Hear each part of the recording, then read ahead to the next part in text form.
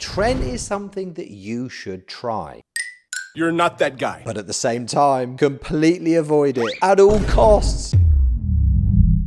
How do I know if my Trenbolone is real? That's easy. If you think your girlfriend is being loyal to you on Tren, it's fake gear. Daddy, chill. And if you're being loyal to her in return, it's definitely fake gear. Mission abort. Once you have your hands on the real Tren,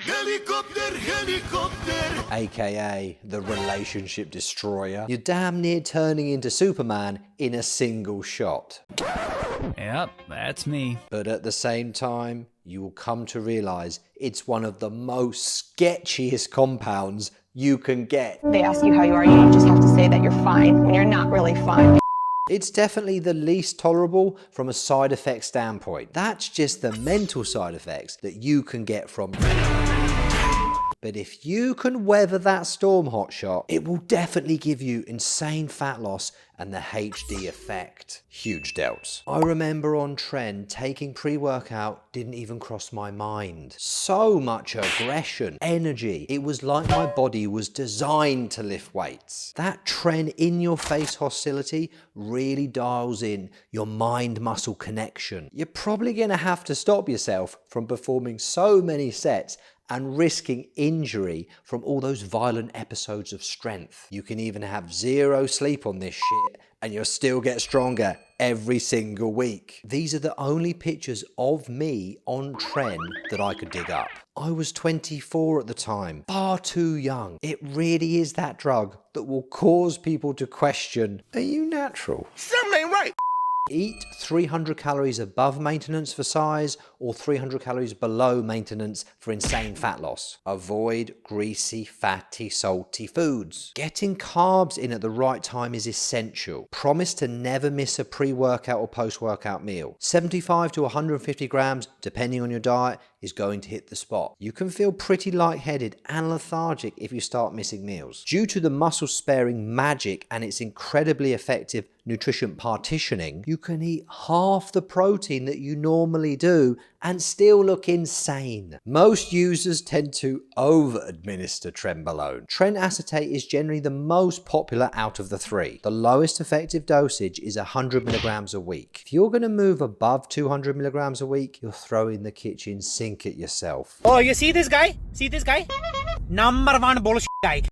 And if you do go rogue and start to go higher on the dose, I will be sat here praying that the potency and bioavailability is trash. Tren and Anthe is the safer option as far as side effects go. Wow, that's quite an achievement. I've said the word safe and Trenbolone in the same sentence.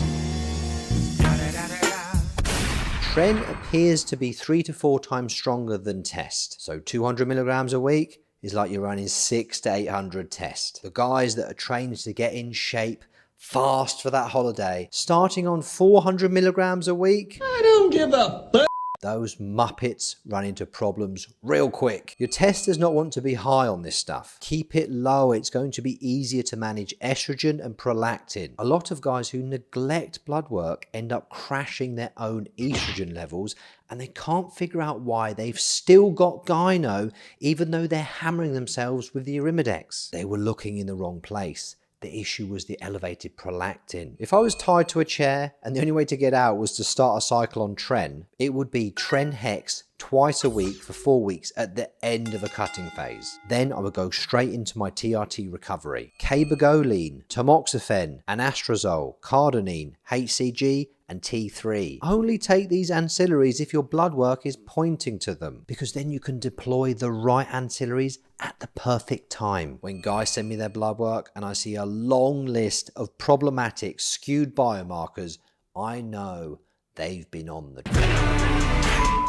Personally, I don't think guys outside of a bodybuilding competition need it. Dial in the nutrition, the discipline, health supplementation, training in the gym, the blood work, everything in place. Bring compounds in like testosterone, nandrolone, primobolan, marstron, anavar, T-bol, all at once. No. And do it in conservative doses. This can bring Tren-like effects without turning you into a psychopath. A muscle building phase on Tren is out the question due to the side effects compared to all the other anabolic agents that are available. It's just not something that's sustainable that you can use to accrue new anabolic activity on top of your testosterone base long term. It only shines for those bodybuilders stepping on stage in their cutting phase for the last 4 to 6 weeks. Don't know about you, but I'm not looking to be a top bodybuilder. I'm just looking to be the top version of me. If your mission is to hit the gear and avoid